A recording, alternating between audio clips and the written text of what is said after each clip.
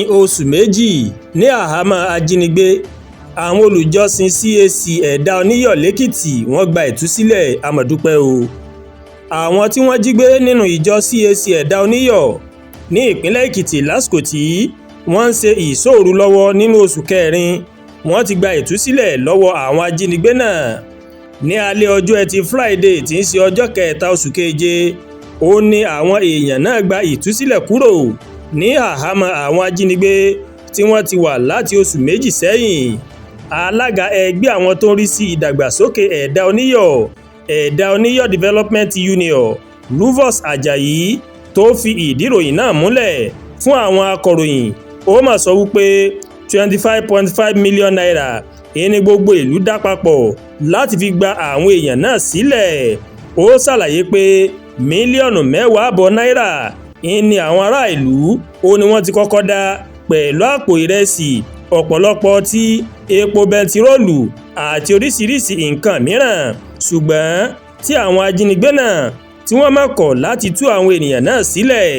Àjàyí ní lẹ́yìn náà ó ní wọ́n máa dá mílíọ̀nù 10 míì kí àwọn ajínigbé náà kí wọ́n tó tú àwọn èèyàn wọn sílẹ̀. Alága àwọn ọmọ ẹgbẹ́ Eda Oniyo náà ó wá kọminú lórí ìhà tí ìjọba ìpínlẹ̀ Ekiti tó mọ̀ kọ lórí ọ̀rọ̀ ìjínigbé náà, bó ṣe fẹ̀sùn kàn pé ìjọba kò gbé àwọn ìgbésẹ̀ tó mọ̀ yẹ láti gba ìtúsílẹ̀ àwọn èèyàn náà. Ṣáájú ni ọ̀kan lára àwọn tí wọ́n mọ̀ jí gbé náà, ẹni ọdún 84 84 years, ó ti pàdánù ẹ̀mí rẹ̀ sí ìgbèkùn àwọn ajínigbé náà tí wọ́n sì gbé òkú rẹ̀ sílẹ̀. Àwọn èèyàn náà ti wà nílé ìwòsàn ìjọba ìpínlẹ̀ Ekiti EXUT fún ìwòsàn àti ìtọ́jú tó péye.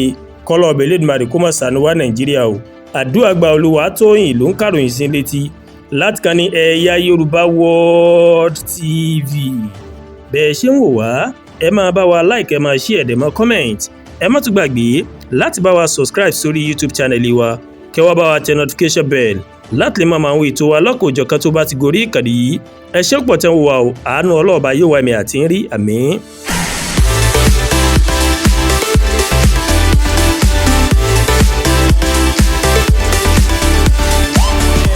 Yorùbá World TV, ìkànnì tó sojú ọmọ kóòtù òjìrè.